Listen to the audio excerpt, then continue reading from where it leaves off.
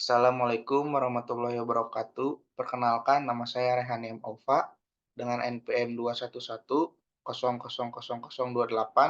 Di sini saya akan membuat video tentang resensi jurnal The Case of the Speluncean Explorers. Kasus penjelajah gua atau The Case of the Speluncean Explorers adalah sebuah kasus hukum fiktif yang dibuat oleh Lon L. Fuller yang pertama kali diterbitkan di Harvard Law Review pada tahun 1949. Kasus ini mengangkat berbagai pertanyaan filosofis dan moral tentang hukum dan keadilan. Kasus ini terjadi di Commonwealth New Grade yang berisi 5 pendapat yudisial yang mengeksplorasi fakta-fakta dari perspektif hukum yang berbeda. Kemudian kronologinya, sekelompok penjelajah gua terjebak oleh tanah longsor. Persediaan makanan mereka terbatas dan tidak ada sumber nutrisi lain di dalam gua. Di atas tanah, sumber daya yang besar dihabiskan untuk menyelamatkan mereka dengan 10 pekerja tewas dalam tanah longsor. Berikutnya di dekat pintu masuk yang diblokir. Pada hari ke-20, mereka melakukan kontak radio dengan tim penyelamat. Tim penyelamat memperkirakan bahwa penyelamatan akan memakan waktu selama 10 hari. Setelah menjelaskan situasi mereka kepada dokter, kecil kemungkinan mereka akan bertahan hidup selama 10 hari tanpa makan. Salah satu penjelajah gua yang bernama Roger Wetmore bertanya kepada dokter, apakah mereka akan hidup jika mereka membunuh dan memakan salah satu dari mereka? Para dokter menyarankan dengan enggan bahwa mereka akan melakukannya. Ketika ditanya apakah mereka harus mengadakan undian untuk menentukan siapa yang akan dibunuh dan dimakan, tidak ada seorang pun dari tim penyelamat yang bersedia memberi saran. Radio dimatikan dan kemudian diadakan undian. Setelah gua tersebut dibersihkan, diketahui bahwa hanya 4 penjelajah gua yang selamat, yaitu Roger Wetmore telah dibunuh dan dimakan oleh yang lain. Para penyintas menyatakan bahwa Wetmore pertama kali mengusulkan kanibalisme dan memilih korban secara kebetulan, menawarkan sepasang dadu miliknya. Namun, sebelum keputusannya diambil, Wetmore menyatakan pengunduran dirinya dari perjanjian tersebut dan lebih memilih untuk menunggu seminggu lagi sebelum melakukan tindakan yang sangat menakutkan dan menjijikan. Yang lain menolak menerima perubahan pikirannya dan melemparkan dadu atas namanya. Para penyintas mengklaim bahwa Wetmore mengakui bahwa dadu dilempar dengan adil. Dia kemudian dibunuh dan dimakan. Setelah penyelamatan dan pemulihan mereka, para penyintas didakwa melakukan pembunuhan terhadap Wetmore. Undang-undang yang relevan menetapkan bahwa siapapun yang dengan sengaja mengambil nyawa orang lain akan dihukum mati. Tidak memberikan pengecualian yang relevan dengan kasus tersebut. Juri mengupayakan putusan khusus, sehingga mereka dapat membuat temuan fakta yang terbatas tanpa harus memberikan putusan apakah itu merupakan pembunuhan. Para penjelajah gua akhirnya dihukum karena melakukan pembunuhan. Hukuman wajib untuk pembunuhan di New Grade adalah hukuman mati dengan cara digantung. Baik hakim pengadilan maupun anggota juri mengajukan petisi kepada ketua eksekutif untuk meringankan hukuman para penjelajah gua yang masih hidup dari hukuman mati menjadi 6 bulan penjara. Ketua eksekutif menolak bertindak sementara, Mahkamah Agung New Grade mempertimbangkan banding tersebut. Kemudian kita masuk ke bagaimana pendapat dari Chief Justice Trupeni terkait kasus tersebut.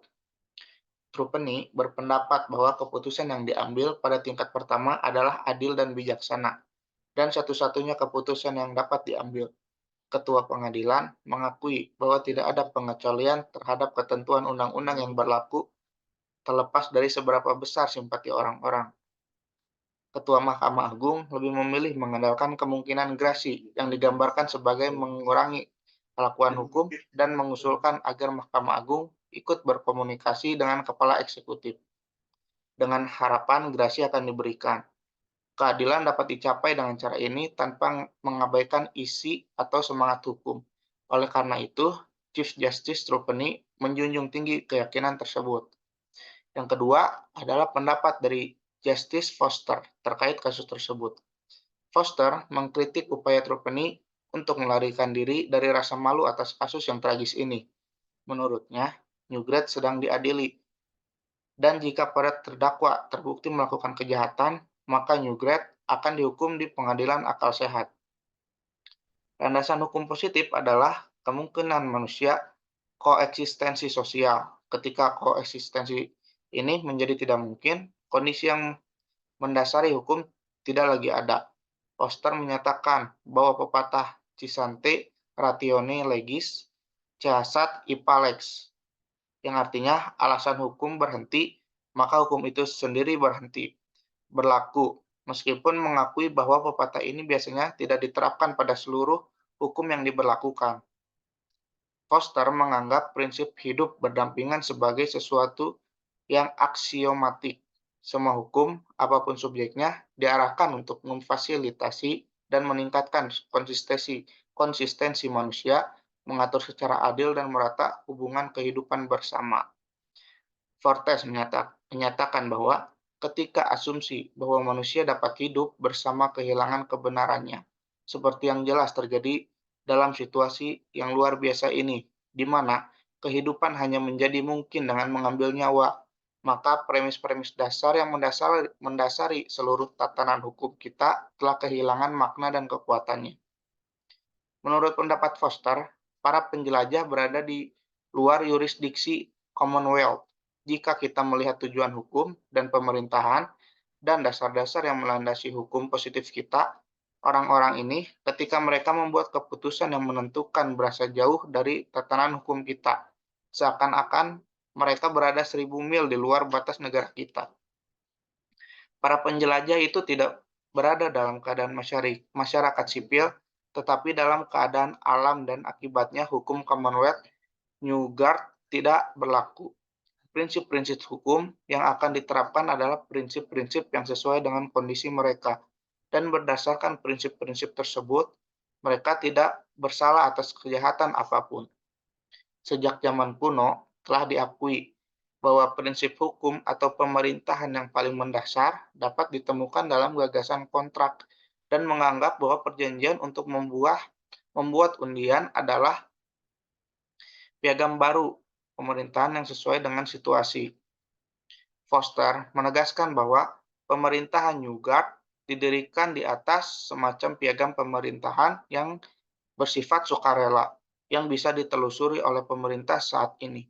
Wewenang untuk menghukum berasal dari sumber yang sama, dan tidak ada sumber yang lebih tinggi.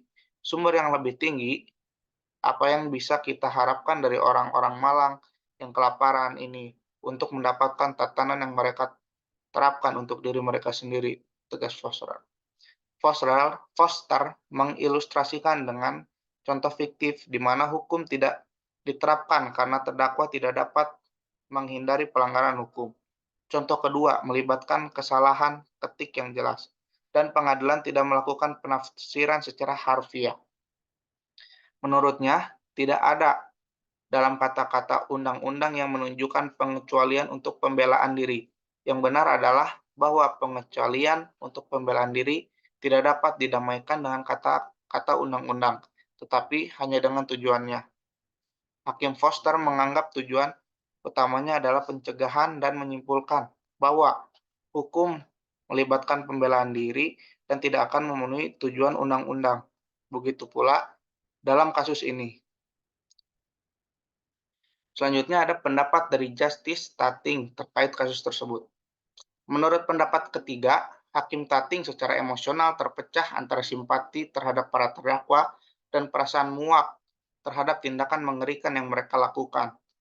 Dia akhirnya mendapati dirinya tidak mampu memutuskan kasus tersebut. Hakim Tating sangat tidak setuju dengan alasan Hakim Foster dalam membatalkan hukuman tersebut.